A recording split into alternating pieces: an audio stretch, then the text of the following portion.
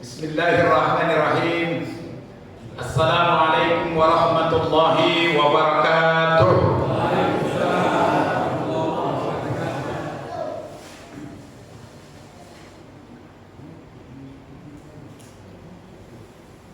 Hamdan wa syukran lillah, salatan wa salaman ala rasulillah. Bapak dan Ibu, bersyukur kita kepada Allah dengan ucapan alhamdulillahi rabbil alamin. Berselawat kita kepada Nabi dengan ucapan Allahumma salli ala sayyidina Muhammad wa ala ali sayyidina Muhammad. Yang sama-sama kita hormati Badan Kenaziran Masjid Al-Amin, Bapak Pengurus Komplek Al-Barakah yang saya hormati dan insya Allah dimuliakan oleh Allah Subhanahu wa Ta'ala. Kemudian yang saya hormati, yang saya banggakan dan insya Allah dimuliakan oleh Allah, abang saya Profesor Hasan Bakti yang alhamdulillah hadir bersama kita. Kemudian para asatidz, alim ulama, ibu-ibu yang tidak bisa saya sebutkan satu persatu. Pokoknya semua kuhormati, baik yang sedang main handphone ataupun yang mengantuk, yang tunduk-tunduk, kuhormatilah semuanya. Persoalan kalian tak menghormati aku, tidak urusan itu. Kemudian yang saya banggakan adik kami Fori dari Dairi, juara provinsi di tahun 2018. Ini ya, semangat kuliahnya, mudah-mudahan nanti menjadi orang yang hebat di dunia dan insya Allah mulia di hadapan Allah Subhanahu wa Ta'ala. Kemudian yang saya banggakan adik kami protokol pembawa acara yang duduk di belakang. Ini ceramah jam 9 pas. Aku tak tahu berapa lama ceramah ini. Kalau guru kita Ustaz Abdul Somad itu tablik akbar 1 jam 20 menit. Ini bukan tablik akbar. Biasa-biasa aja aku tengok jamaahnya. Tak pala rame kali, tak pala sedikit kali. Ya, kurang lebih 40 sampai 1 jam. Karena saya selalu bilang model ceramah itu ada 4. Kultum, kulibas, kutipu, kutunjang. Aku tunjang ini tidak boleh. Kultum kuliah 7 menit, kulibas kuliah 15 menit, kutipu kuliah 30 menit, kutunjang. Kuliah Ustaz terlalu panjang. Nah, itu pun tak boleh. Sedang-sedang saja. Makanya kita diingatkan dalam beragama ini, khairu amalin awsatuha. Jadi sebaik-baik amal ibadah yang sedang-sedang saja. Ibu-ibu bolehnya punya suami hitam, boleh. Hitam kali jangan. Malu awak nanti ke pesta. Bolehnya miskin, boleh. Miskin kali jangan. Kenapa? Karena rumah tangga itu perlu dirawat dengan ekonomi. Inilah yang dicontohkan Rasul sebenarnya kepada umatnya. Makanya kadang-kadang saya tak sepakat kalau ada ustaz menceritakan tidak usah kaya, tidak usah kaya. Islam ini harus kaya. Harus kaya. Bahkan kalau kita baca sejarah babak di saat Rasul melamar Khadijah, ada 2 pendapat para ulama, nanti Pak Prof bisa mengkoreksi saya. Ada yang mengatakan 20 ekor unta, ada yang mengatakan 500 dinar atau dirham. Ustaz Ali lebih sepakat yang mana? Saya lebih sepakat 20 ekor unta. Berapa harga 1 ekor unta? 40 juta sampai 50 juta per ekornya. Kita buat saja 40 kali 20. 800 juta bukan mahal yang diberikan Rasul sama Khadijah. Itu baru mahal. Lain keyboard. Udah ada keyboard dulu belum? Nah, ini bentuk betapa Rasul menghargai seorang wanita. Makanya kata Nabi, sehebat-hebat laki-laki itu yang membanyakkan hartanya dan semulia-mulia perempuan yang tidak mempersulit mahalnya. Kemudian Bapak dan Ibu saya langsung saja lah. Ini kan temanya Isra Mi'raj sekaligus syukuran plus unggahan, di mana masjid kita ini sudah selesai direhab. Ya, dari tiang ke belakang sana kurang lebih separuh atau sepertiga lah. Ada penambahan, mudah-mudahan jamaahnya makin bertambah. Ya, makin kita ramaikan masjid kita ini karena tak mungkin orang luar yang meramaikan ini. Langsung saja, saya sebenarnya takutnya saya ceramahnya. Kenapa ada Pak Prof di sini? Tapi mengingat ini amanah dan beliau satu daerah dengan saya, maka saya memberanikan diri. Ya, banyak persoalan ada yang salah, diselintiknya kupingku nanti ikhlaslah menerimanya. Salahnya itu Ustaz tadi, tidak apa-apa. Karena memang fungsi agama ini saling ingat mengingatkan dalam berbuat kebenaran dan kesabaran. Langsung saja lah ya. Kalau kita umat Islam biasanya di Sumatera Utara ini menjelang Ramadan biasanya sibuk jalan. Ini kan nanti besok kita perhatikanlah di kuburan. H-3, H-2, H-1. Pekuburan di Medan ini ramai. Ngapain Ustaz? Jarak. Tapi tahunya orang adab ketika berjarah itu banyak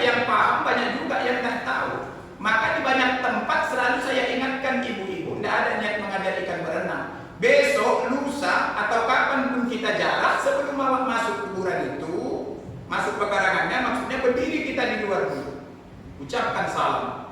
Tak hafal lewat doa yang panjang, minimal mengucapkan salam saja. Assalamualaikum. Udah cukup lah itu. Kalau tak hafal yang panjang itu. Dan perlu kita ingat, tidak usah kita tunggu jawabannya, takkan ada jawaban dari. Kalau ada pula jawabannya dari dalam, Waalaikumsalam, masuk mengguru ke dia, betul lagi kepada kanan. Tapi ucapkan salam, iya, tak boleh tak mengucapkan salam. Lalu Ustaz jangan duduk di kuburan. Ini kaji sangat sederhana sesungguhnya.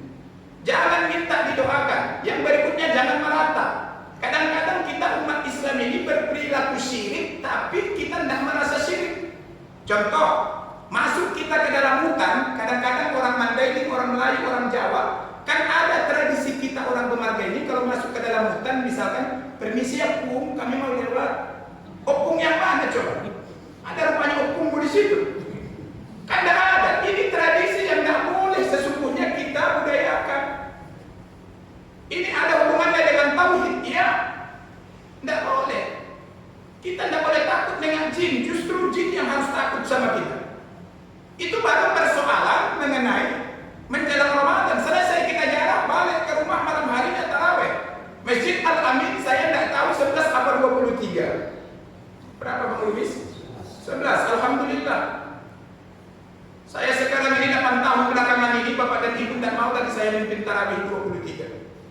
Kenapa? Pengalaman mengajarkan sama saya di Medan ini kalau tarawih 23, lambat aku nanti baca Al-Fatihah, baca ayat, banyak kali makmum di belakang yang batu.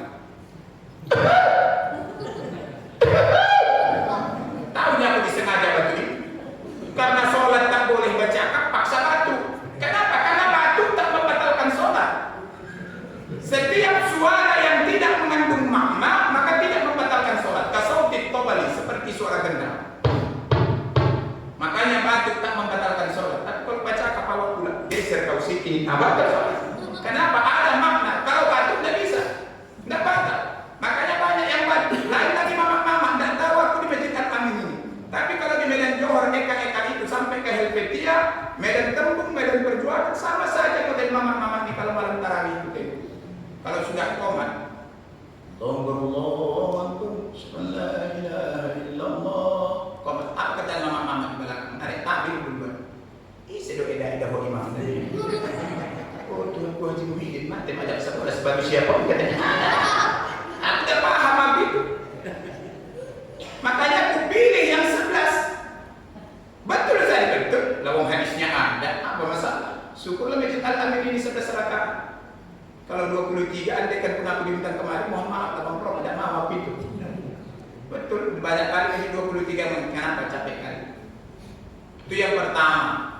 Maka yang pertama jadi kalau kita sudah sholat tarawih, maka kan setelah sholat tarawih mungkin ada tadarus. Tadarus habis itu mungkin subuh hari sahur. Ada sebuah riwayat sesungguhnya yang mengajarkan kepada kita bahwa batas akhir makan sahur yang saya pahami adalah adzan sholat subuh. Jadi bukan imsak. Kenapa dulu ada sahabat Nabi ketika sedang sahur, baru 2 suap masuk, suapan ketiga masih di mulut, masih munyah. Tiba-tiba adzan di masjid, dia pun bingung, nasi masih di mulut.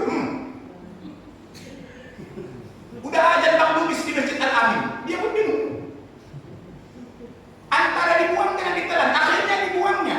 Setelah dibuangnya, sholat dia di masjid, ketemu sama Nabi, ya Rasulullah.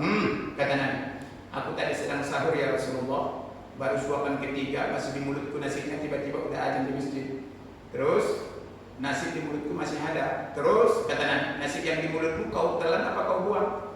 Ku buang ya Rasulullah. Maka kata Nabi, lain kali kalau kau sedang sahur, adzan di masjid, habiskan nasimu yang di piring. Yang di piring aja Pak, jangan lagi nambah. Kenapa? Karena Allah tidak suka yang mubazir. Tapi persoalan ada orang insaf misalkan tidak ada masalah. Kenapa? Karena bentuk kehati-hatian. Silahkan saja. Lalu tadi sahur, besoknya kita berpuasa kurang lebih 12 jam. Maka yang diajarkan Nabi ada 4 jenis bukaan yang sangat dianjurkan untuk membatalkan ibadah puasa. Yang pertama kurma. Maka batalkanlah puasanya itu pakai kurma. Lalu yang kedua Ustaz, kalau korban tidak ada, zam-zam. Kalau zam-zam tidak ada,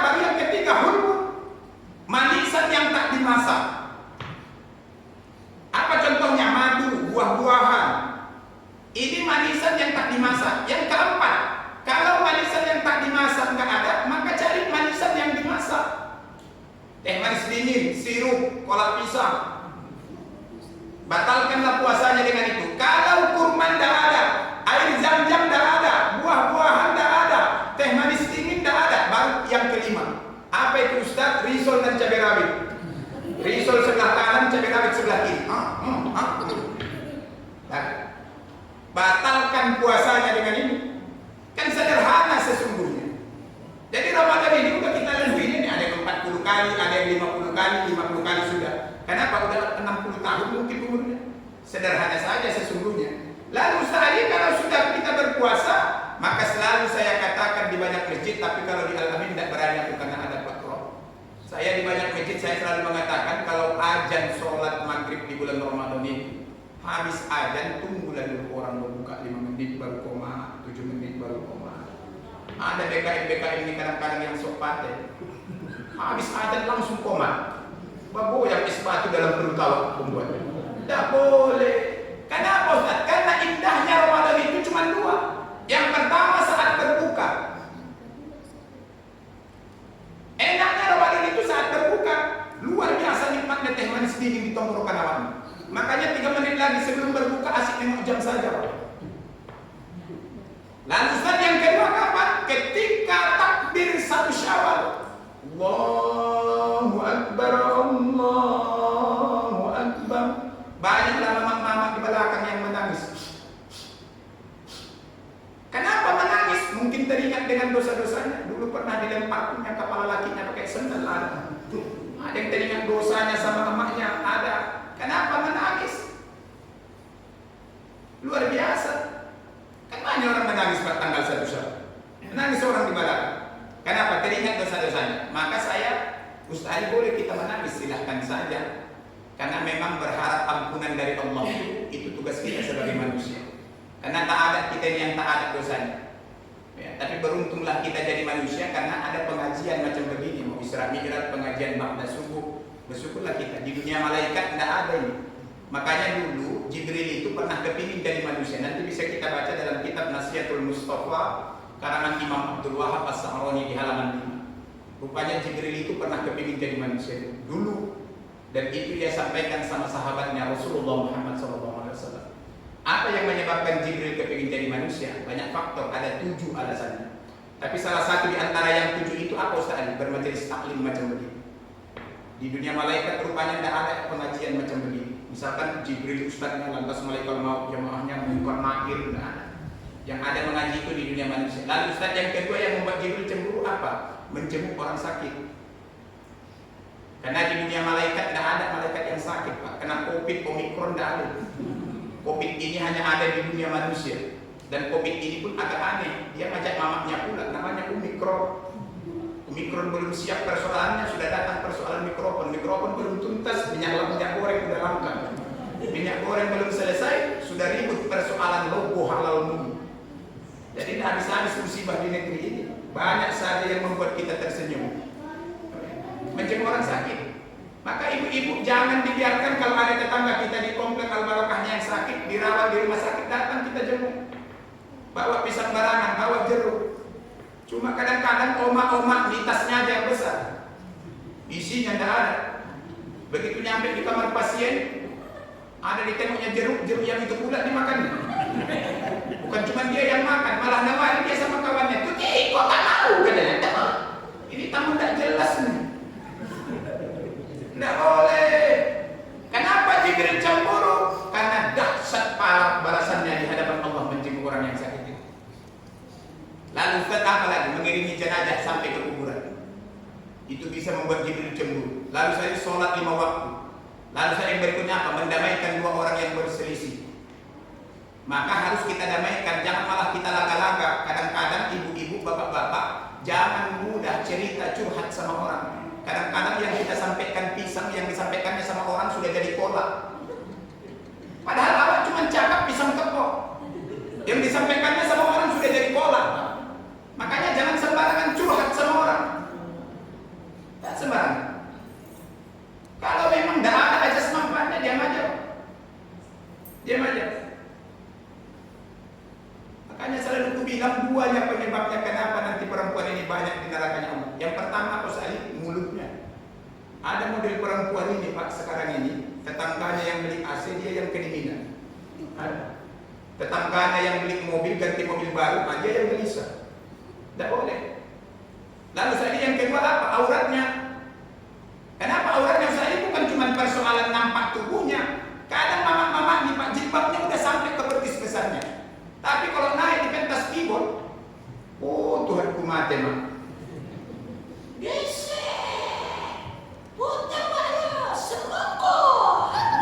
Inilah yang saya katakan diskotik syariah itu. Bedanya Ustaz tadi sama artis-artis yang di TV itu apa? Kalau yang di TV tidak berjilbab, dia berjilbab, menutup aurat, tapi joget dia. Sama saja. Salah rupanya nyanyi tadi, tidak salah. Sepanjang lagu itu mengingatkan dan mendekatkan kita kepada Allah. Saya Hasibuan, lahir saya di Labuhan Batu. Saya kadang-kadang di mobil saya itu macam tadi berangkat saya dari rumah, saya putar lagu yang mengingatkan saya sama almarhumah emak saya. Marudan marlas niari tahun doi ama manjalaki hamuano mana kokodohot manuat ubain doi ama salkon mana lalu sikolami. Ada manfaatnya lagu. Ini kadang-kadang tidak ada banyak lagu yang tak bermanfaat Ustaz. Ada. Masa dulu ada artis menciptakan lagu judulnya ayam, manuk sama judul ini. Ayam bermacam-macam ayam. Ada ayam kampung, ada ayam potong, untuk dipotong. Jangankan orang komplek Al-Barokah, saudara kita yang jauh di timur sana juga tahu ayam potong untuk dipotong. Ada lagi saya lagu tak syukur nikmat sama Allah. Coba ini dengarkan saya lagi, mohon ampun saya kepada Allah karena ini. Gara-gara ceweknya kawin sama orang lain minta buta matanya. Coba dengarkan lagi. Mungkin lebih baik aku buta selamanya daripada nanti kedua mataku melihat dirimu bersanding. Masa gara-gara ceweknya kawin sama orang lain minta buta matanya? Kan nauto lu keluar nih. Bodoh lomor on bitot bin pao. Yang betul itu Ustaz, macam walidah hilang satu. Ada lagi saya lagu yang seolah-olah, mohon maaf, saya mengajarkan anak gadis kita supaya pacaran tiap malam. Mau dicubit tidak, mau dicium tidak, mau dipeluk mau dicubit tidak romantis, dicium tidak puas rasanya, dirangkul satu malam suntuk baru enak rasanya. Maka muncul satu istilah, tembung dulu baru bandar khalifah, gembung dulu baru menikah. Ada lagi yang lebih parah, ada macam mana lagunya? Hamil duluan, sudah 3 bulan, tapi kok bilang-bilang? Ada yang bagus banyak. Datang masanya insaplah diri, selimut putih pembalut badan, tinggal semua. Ini daftar, entah punya siapa yang tinggal nanti kalau yang punya mati. Itu hadiah saya murah. Kalau mati aku tinggal juga. Rumah kita di komplek Al-Barokah ini kalau mati tinggal juga ya. Yang kita bawa apa Ustaz Ali? Tidak ada, cuma kain kapan saja. Cuma kain kapan saja. Makanya kita manusia ini makhluk yang hina asal mulanya dari setetes air, nanti akhirnya pun akan menjadi hina. Kenapa mati? Apapun jabatan dan kedudukanmu, kalau udah mati tetap berbantalkan tanah. Ini Bang Hasan misalkan Bang Pro, walaupun dia profesor mati juga mati. Mana bukan mati karena profesor dan mati Pak. Mati. Ustaz mati. Jangankan saya. Orang-orang Jakarta yang hebat-hebat ustaznya pun mati. Saya pernah kenal guru kita almarhum Jainuddin Kenjin, Syekh Ali Jabir, Kiai Haji Arifin Ilham, Ustaz Jeffrey Al-Bukhari, mati kan? Mati juga. Presiden yang hebat-hebat mati juga. Siapa nggak kenal Pak Harto, presiden berkuasa 32 tahun, mati. Guru kita yang lain, Gus Dur, mati. Soekarno mati, artis-artis mati. Siapa nggak kenal Ibu Mika Ardila, Kembang Kota Bandung tahun 92, mati kecelakaan di jalan. Olga Saputra warawiri di televisi tiap hari, mati. Maggie Jane mati, bukan karena sakit gigi, memang mati dia. Mana ada yang nggak mati Pak?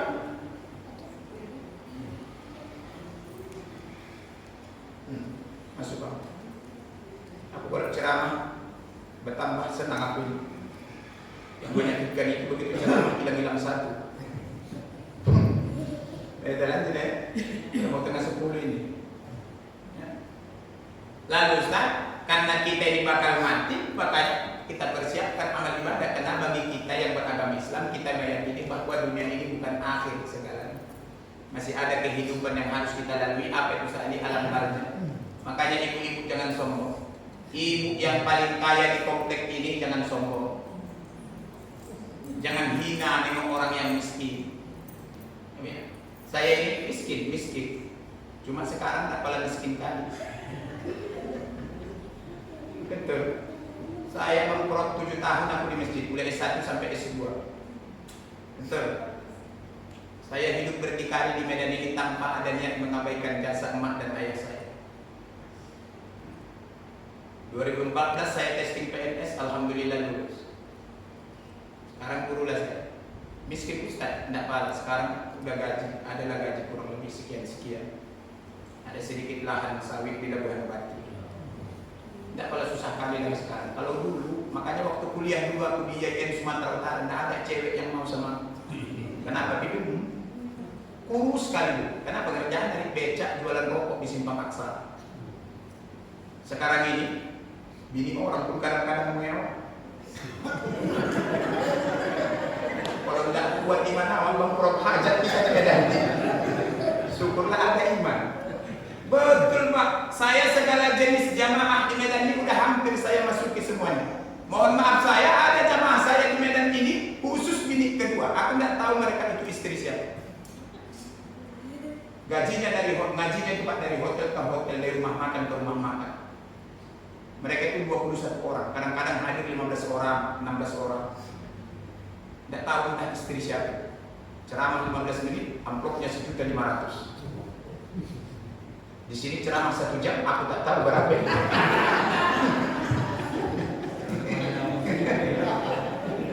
Karena amplop Ustaz datang, enggak.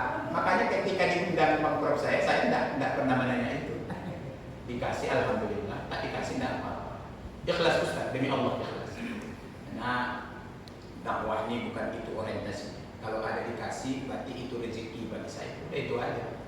Tapi biasanya tak mungkin tak dikasih. Biasanya pula, entahlah Masjid Al-Amin ini luar biasa. Biasanya begitu. Ada kan saya yang miskin ada. Tinggal di Tanah Karapan. Tak usah aku sebutkan daerah mana. 4 tahun sudah saya bilang. Tidak ada masalah. Bagi saya dakwah ini kebahagiaan saja. Kalau ada yang baik diambil, kalau ada yang salah dibuang jauh-jauh. Ini dakwah ini menyenangkan saja, membahagiakan saja. Tidak boleh menakut-nakuti orang. Makanya saya Ustaz salah satu yang tidak pernah ceramah tentang neraka, kiamat. Paling malas aku itu. Kenapa? Karena saya hari ini agak paham psikologi umat. Kadang-kadang token orang udah bunyi di rumah, minyak goreng langka, bertengkar ribut di rumah sampai di majelis taklim ditakut-takuti lagi pakai neraka. Di rumah suntuk, di majelis taklim gelisah. Tidak boleh. Dakwah ini harus bahagia, Pak. Tidak boleh Ustaz ini menakut-nakuti, bahagiakan saja.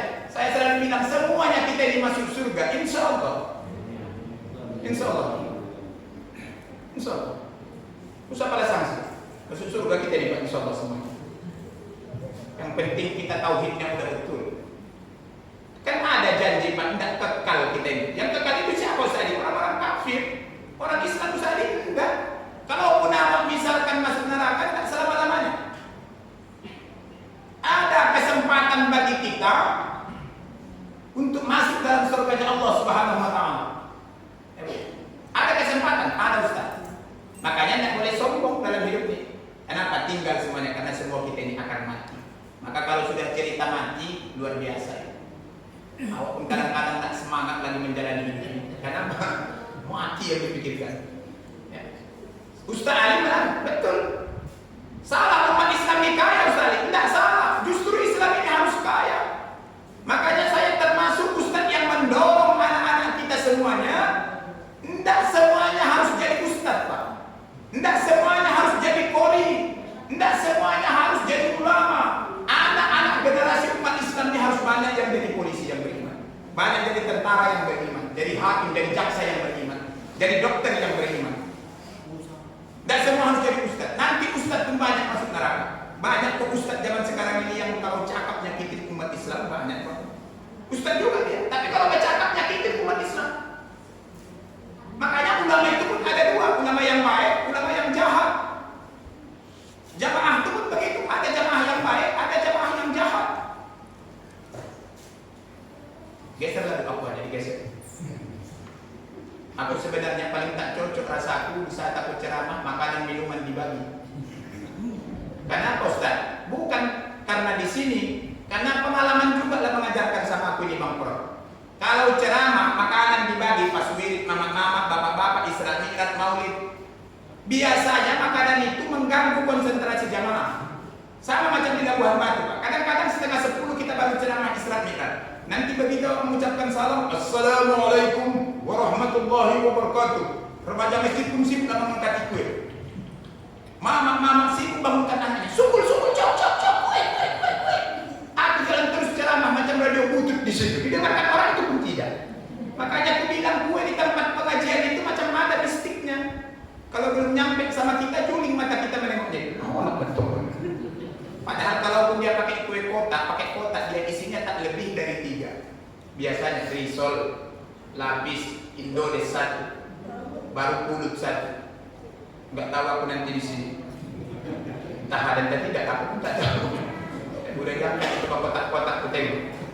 Jadi mati tadi, balik kita kepada persoalan mati tadi. Serius tadi, takut kita mati, takut. Pada awalnya Bapak dan Ibu, saya memahami bahwa kata Nabi, orang yang mati awalnya dia tidak yakin dia mati, ditengoknya dia terbaring. Tidak yakin dia mati, tidak yakin. Sampai dia dikafani, dimandikan, dikafani, dibawa ke liang lahat, ditengoknya dia dimasukkan ke liang lahat, tidak yakin dia mati. Setelah ditutup dengan papan, ditimbun dengan tanah, ditinggalkan orang, baru tahu dia mati, Pak. Kenapa? Kiri kanan udah gelap, ke atas tak bisa lagi. Pada saat yang bersamaan datang Munkar dan Nakir bertanya, "Hai fulan bin fulan." Makanya jangan sombong. Maka sepanjang kita hidup, Ustaz tadi apa yang bisa harus dilakukan? Bukan cuma persoalan sholat, Pak. Kadang-kadang Al-Munafiqun ayat 10 itu harus menjadi spirit bagi diri kita untuk terus berinfak, bersedekah. Maka bersyukurlah kita di Komplek Al-Barokah ini yang punya jasa dalam perbaikan Masjid Al-Amin ini, Pak. Al-Munafiqun itu mengajarkan sama kita ternyata orang mati sekalipun tetap berharap dan berdoa kepada Allah kalau bisa balik ke dunia 1 hari saja. Ya Allah, aku berjanji kalau balik aku ke dunia 1 hari, aku berjanji jadi orang baik dan kepingin bersedekah. Laula akhartani ila ajalin qarib fa asaddaqu wa akum minas sholihin. Jadi orang mati itu, Pak, yang hari ini yang ada di alam barzah, kalau mereka bercita-cita berharap sama Allah, ya Allah, kalau andaikan kami bisa balik ke dunia, kepinginlah kami jadi orang baik dan kepingin bersedekah. Ada apa dengan sedekah? Ternyata sedekah ini banyak hadis yang mengajarkan kepada kita. Yang pertama, mampu menolak bala. Yang kedua, bisa menjauhkan seseorang dari sakit. Banyak lagi yang lain-lain manfaat dari sedekah ini. Bahkan kita diingatkan awak kasih 1, Allah balas 7. Yang 7 itu bercabang lagi 100. Dahsyat luar biasa. Bahkan secara khusus Al-Munafiqun ayat 10 itu mengingatkan kepada kita bahwa orang mati saja kepingin bersedekah. Masa kita yang hidup tidak mau bersedekah? Sedekah apa? Apalagi di bulan suci Ramadan.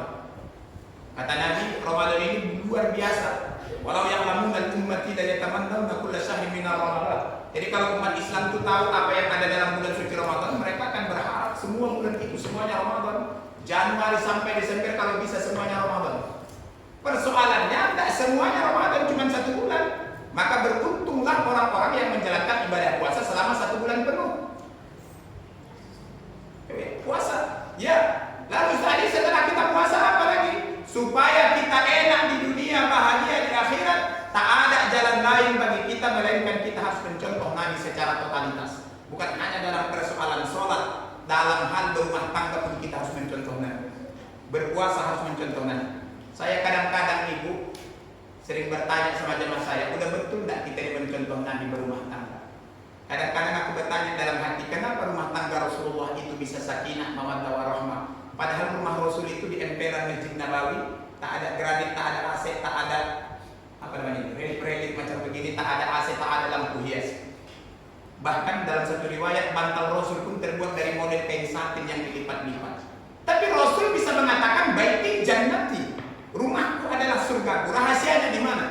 Ternyata kalau kita baca dalam kitab Sirah Nabawiyah itu, salah satu rahasianya adalah Nabi itu sama istri-istrinya tak pernah panggil nama. Khadijah dipanggil Rasul Ummul Mukminin, ibunya orang-orang mukmin. Aisyah dipanggil Rasul ya Humairah. Apa artinya? Bukan, bukan ini al-barakah. Ya Humairah itu 2022 artinya ayam beb. Jadi Rasul manggil istrinya itu ayam beb.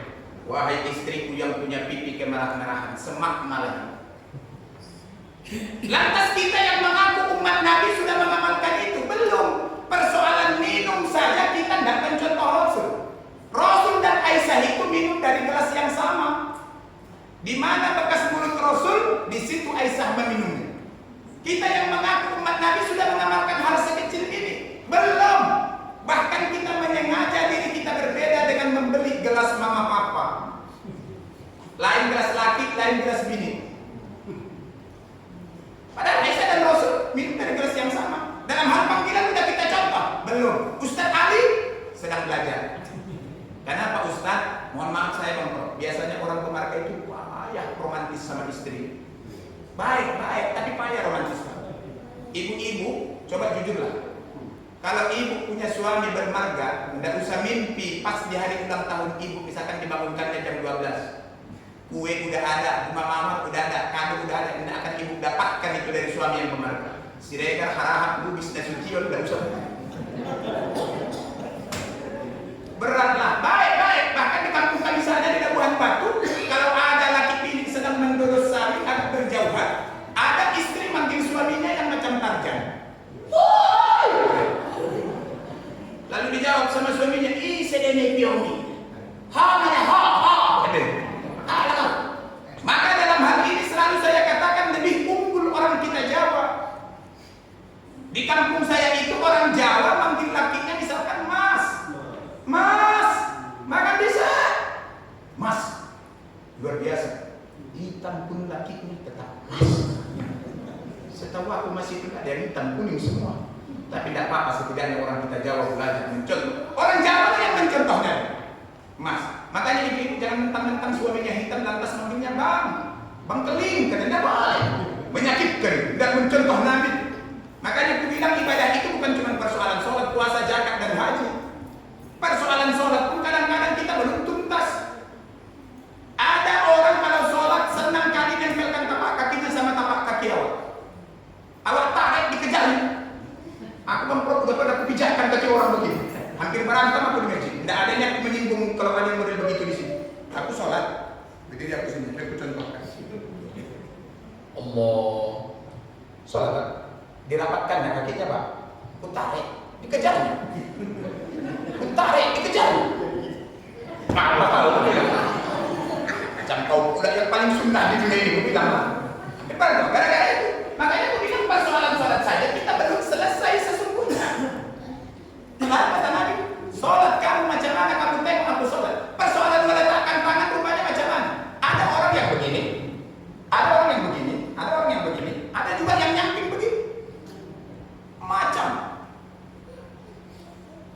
itu baru persoalan. Makanya ibadah bukan cuma urusan sholat, zakat, haji, umrah dan lain-lain sebagainya. Berumah tangga sudah seperti Nabi? Belum.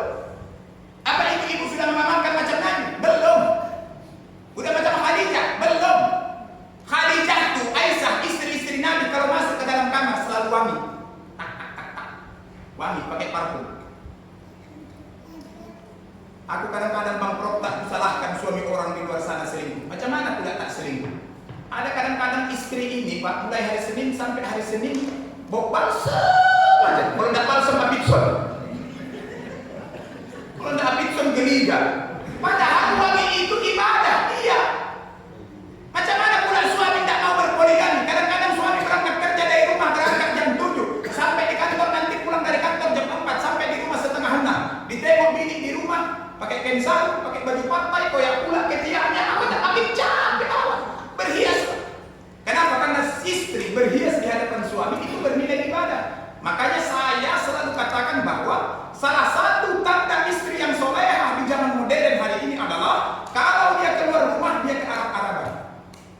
Tapi kalau dia sedang berdua dengan lakinya, dia ke barat-baratan. Sederhana kok. Jangan dibalik. Jangan ibu pikir wangi di dekat suami itu tidak ibadah. Ibadah. Kalau bisa pun awak tidur pandang-pandangan. Itu adab laki bini kalau tidur. Jadi kalau istri miring kiri, awak miring kanan. Dipandangnya laki awak. Oh, Tuhan punya jodoh pentong itu sih. Semua jodoh dipandang laki awak.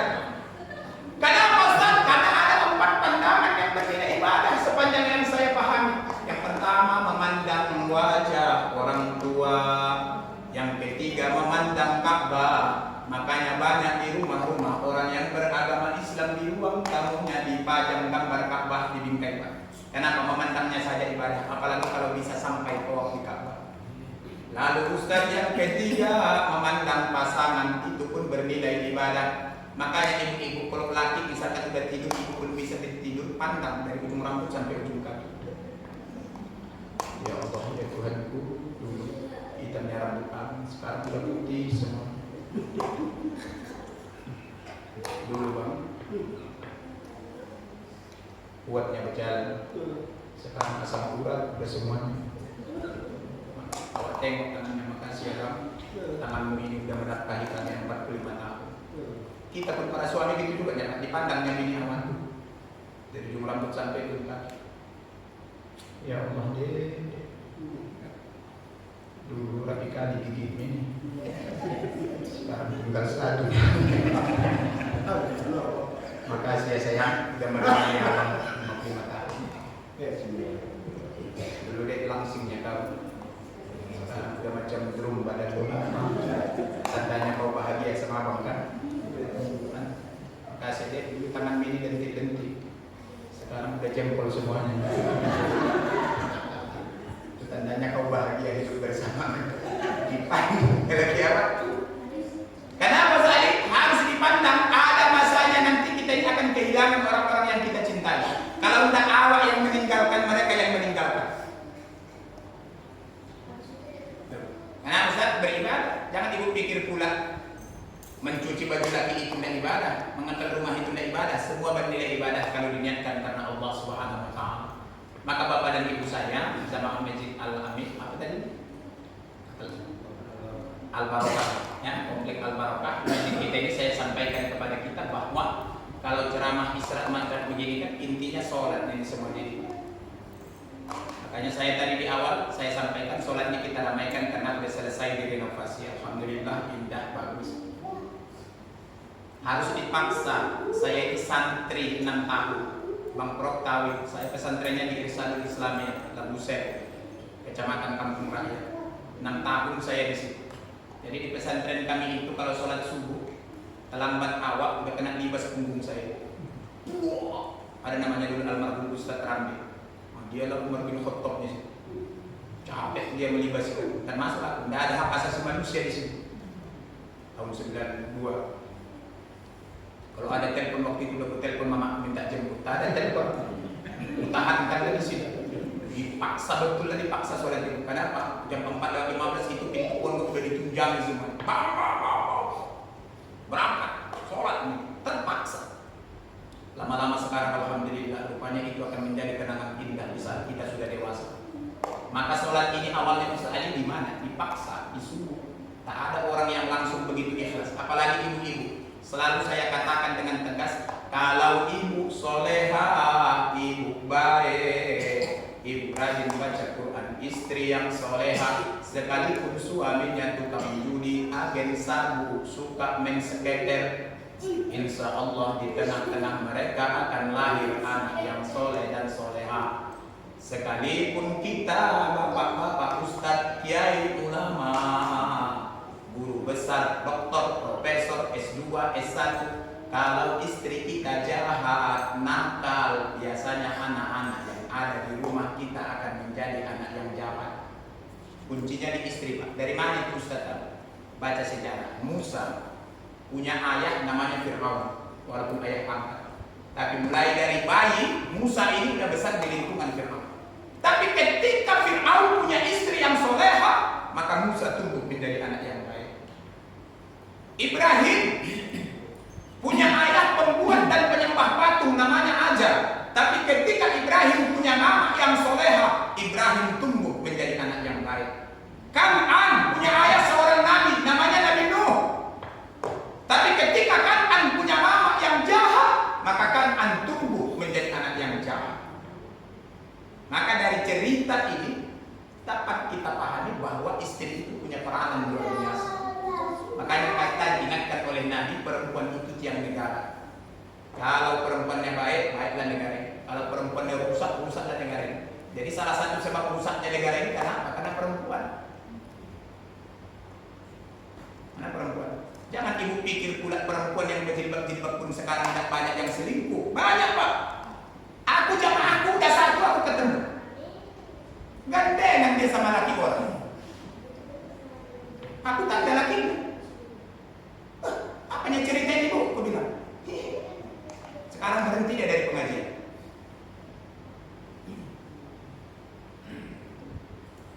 Maka konsep iman itu penting. Dan andaikan pun awak selingkuh yang di luar sana belum tentu lebih baik dari yang ada. Walaupun kadang-kadang rumah tangga kita itu ada pertengkaran, biasanya itu. Tak ada rumah tangga orang yang tak bertengkar. Namanya kita dipersatukan dari dua tradisi, dari dua ayah dan mama yang berbeda. Saya Hasibuan, istri saya orang Melayu dari Bengkalis. Dalam hal makanan saja kami sudah berbeda. Aku kepingin daun ditumbuk, dia gulai lomak. Makanan saja kami sudah berbeda. Makanya selalu aku bilang, ibu-ibu baru tahu kekurangan suami ibu itu setelah menikah. Waktu pacaran, mohon maaf saya tak tahu kita kekurangan itu. Baru tahu ibu-ibu kenapa suami ibu itu bau naga itu setelah menikah. Waktu pacaran awak mana tahu kenapa masih makan mengkos, dia wangi-wangi pakai parfum. Kami pun para suami begitu, baru tahu kami istri kami itulah makan bakso itu setelah menikah. Waktu pacaran tak tahu kita itu, Pak. Makan bakso di Anjar, ada 6 butir bakso di mangkok itu, cuma 2 butir dimakan. Kenyang adik banget. Begitu awak menikah punya anak 2 makan bakso lagi di situ banyak kali sama Bang Sina. Tak ada rumah tangga yang benar-benar, Pak. Biasa saja, nikmati saja prosesnya. Yang penting kita contoh Nabi, udah itu aja. Bagaimana cara mencontoh Nabi saja? Yang pertama romantis. Yang kedua, Ustaz tadi kita harus membudayakan diri kita. Mohon maaf saya sebenarnya apa itu? Suap-suapan. Jadi salah satu jalan pembuka rezeki itu apa? Kalau laki bini sering menyulangi makan. Kenapa kadang-kadang ekonomi kita sempit bahkan makin turun? Karena memang kita sulang-sulangan cuma sekali pas waktu pesta pernikahan. Gantian. Habis itu sampai bercucu tak pernah lagi suap-suapan. Makanya kadang-kadang ekonomi terus merosot. Udah ekonomi merosot, kena setruk pula lagi. Udah kena setruk, stop. Mati. Lalu selanjutnya apa lagi yang kadang-kadang kita tidak mencontoh Nabi? Ternyata kalau kita baca dalam kitab Sirah Nabawiyah itu, yang kita contoh dari Nabi itu adalah yang saya katakan tadi, apa itu? Jarang kita berwangi di dekat pasangan. Saya waktu SD saya masih teringat saya sama saya nyuruh saya, Adi, apa mak belikan dulu nak sama mama bedak pipa nomor 4. Dulu waktu SD aku kelas 1 kelas 2. Sekarang ini 41 tahun usia aku baru sadar aku apa maksud dari itu semua. Ya Allah ya Tuhan, batilul almarhumah emakku kepingin berhias di hadapan ayah. Bedak pipa ada macam batu bata gosok. Itu dulu yang ada di kampung-kampung, Pak. Belum ada bedak memang dulu. Bedak pipa. Wah, kenapa? Ibadah. Ibadah Ustaz itu. Wah, dekat suami itu ibadah. Maka di momentum Isra wal Mi'raj ini saya langsung saja karena kita tidak banyak. Yang pertama Bapak dan Ibu, sholat tidak boleh kita tinggalkan. Tidak boleh ada istilah subuh kesiangan. Apalagi sekarang subuh jam 5:15 kurang lebih. Zuhur di pekerjaan, asar di peristirahatan, maghrib di perjalanan, isya ketiduran, tahajud ketanggungan. Ujung-ujungnya apa sih? Kami ada terbaik lambai lewat. Maka ada orang yang sholat itu nanti ada SMS-nya, Persatuan Sholat Maghrib saja. Pak BKM tahu itu. Isya tak nampak lagi. Kenapa? Udah nonton film Ikatan Cinta. Tak nampak lagi sholat Isya. Ada lagi PSDS, Pak, Persatuan Sholat 2 kali setahun. Idul Fitri, Idul Adha saja nongol di YouTube. Di luar itu tak pernah nampak. Ada lagi yang lebih parah. Ada apa itu? PSSI, Persatuan Sholat Sekali Seumur Hidup. Mati dia disolatkan orang, itulah dia sholat. Sekali dia sholat, minta saf paling depan pula itu. Cocoknya taruh di belakang itu Pak. Cuma tak boleh, mayit harus tetap di depan. Sholat itu. Yang kedua, yang ketiga harus ada ibadah, kita bersyukur. Mau kaya, mau miskin, tetap kita bersyukur kepada Allah. Bapak dan Ibu, saya menyikapi hidup ini sederhana saja. Syukur dan sabar, itu saja. Ibu-ibu dikasih suami belanja di rumah 15 juta per bulan, syukur. Yang ada cuma 1.500.000, sabar. Anak kita mulai TK sampai sarjana ranking 1 dari wisudawan terbaik. Begitu sarjana cepat dapat kerja, syukur. Anak awak tak pernah juara, udah sarjana pun masih menganggur, sabar. Suami ibu soleh, kaya, lemah lembut, tak pernah kasar, syukur. Dapat yang jelek, udah jelek miskin lagi, udah miskin kasar pula, sabar. Sabar. Pokoknya itu aja, syukur sabar. Suami kita mau kawin lagi,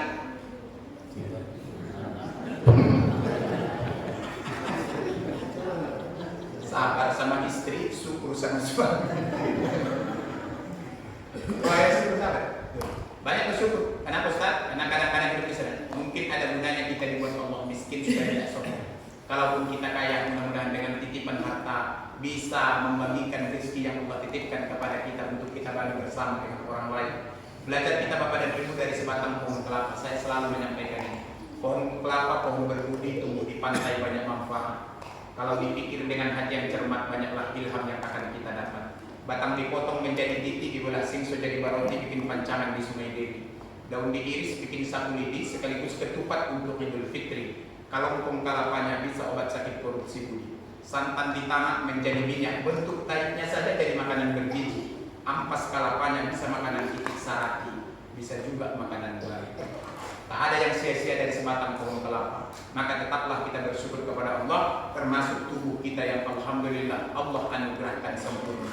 Ada mata, ada hidung, ada mulut, ada telinga, ada kaki. Mudah-mudahan sehatnya badan kita ini bisa kita maksimalkan dalam rangka ta'abbud kepada Allah. Yang keempat apa Ustaz? Ada banyak-banyak kita beristighfar karena kita manusia yang hidup di akhir zaman. Mulai dari mata sampai bawah kaki kita ini. Makanya ibu saya selalu ajarkan sama jamaah saya. Begitu awak berwudu, nawaitul wudu li raf'il hadasil asghari fardhu lillahi ta'ala. Awak basuh wajah awak, ya Allah, bukan dosa aku. Kadang-kadang ku tengok yang tak pantas ku tengok. Ampunkan dosa pipiku ini ya Allah. Banyak kali dosa pipiku ini. Sebelum aku menikah sama lakiku yang sekarang, ada 3 laki-laki yang pernah mencium pipiku ini. Satu orang Krakatau ya Allah, satu orang Tembung Pasar 7, satu lagi orang Kampung Pola. Mungkin. Tapi kalau ibu-ibu ini insya Allah yang baik-baik. Kaki juga begitu, tangan juga beri masuk tangan. Bukan dosa tangan ini. Waktu SMP, SMA, dulu aku jajan di kantin, aku ambil bakwan 4 yang aku bayar cuma 2 ya Allah. Untuk ibu kantin. Kakiku ini ya, melangkah ke masjid berat kali ya. Tapi kalau naik di pentas keyboard ringan kali. Itulah alasannya karena hayya 'alas shalah. Kan kita jawab la haula wala quwwata illa billah. Kenapa jawabannya la haula wala quwwata illa billah? Karena memang yang menggerakkan itu Allah. Seberapa banyak umat Islam rumahnya dari masjid cuma 10 meter, tapi tak pernah nampak di masjid saat subuh, maghrib, isya. Ada orang rumahnya dari masjid hampir 1 kilometer, tapi subuh tak pernah absen. Siapa yang menggerakkan itu? Allah. Makanya kita jawab la haula wala quwwata illa billah. Mudah-mudahan Allah ringankan kaki kita ini melangkah ke tempat-tempat yang baik, dan mudah-mudahan dijauhkan Allah kita dari tempat-tempat yang tidak baik. Yang terakhir Bapak dan Ibu, selamat menyambut bulan suci Ramadan. Sehat-sehat kita semuanya. Kalau ada yang baik yang kusampaikan ini, amalkan. Kalau tak ada yang baik, tidak apa-apa, abaikan saja. Kenapa Ustaz? Karena memang dakwah itu begitu saja. Kadang-kadang yang disampaikan Ustaz itu sudah tahu yang kita, tinggal lagi hati kita ini perlu diingatkan. Kenapa? Karena kolbun itu bolak-balik. Kadang-kadang ada masanya kita senang dengan suami, ada masanya kita enak dengan suami. Nengok lakinya enak, tapi nengok laki orang lain payah dia tidur. Ada. Laki-laki pun banyak yang begitu. Nengok istrinya mau muntah dia. Nengok istri orang payah dia tidur. Ada. Biasanya itu Pak. Biasa itu. Makanya dikomodir Allah boleh cepat. Kenapa? Karena Allah sudah tahu laki-laki itu sebenarnya berpikir berdiri ke diri keduanya sebabnya laki-laki ini tak berpoligami. Yang pertama takut sama bini, yang kedua tak punya modal. Kalau duanya ini tak takut dia sama bini dan ada modal, itu biasanya poligami. Kita ini takut, Ustaz Ali takut berantem, takut ini dan lain-lain. Makanya saya syukuri satu saja. Maka aku minta sama Allah, ya Allah, udah cukupkanlah hatiku yang ini saja. Saya kira pada ibu itu udah hampir 1 jam. Karena udah mulai ada yang ngantuk, tengok. Mengantuk mendengarkan ceramah ini tidak boleh. Kenapa? Nanti salah paham kita. Terima kasih kepada Badan Pengajian Masjid Komplek Al Barokah. Bapak dan Ibu sehat-sehat kita semuanya. Selamat menyambut datangnya bulan suci Ramadan. Kita ramaikan masjid kita ini. Kalau di masjid ini adalah beberapa di antara kita yang sudah familiar, saya kenal. Tapi bagi yang belum kenal, dimanapun kita ketemu dan sapa, sangatlah saya harapkan. Akhirnya tausiah ini Bapak dan Ibu saya tutup dengan sebuah pantun. Kalau ada jarum yang patah, jangan disimpan dalam celana. Nanti kecucu. Itu aja pantunnya. Tadi yang lain. Terima kasih. Wassalamualaikum warahmatullahi wabarakatuh.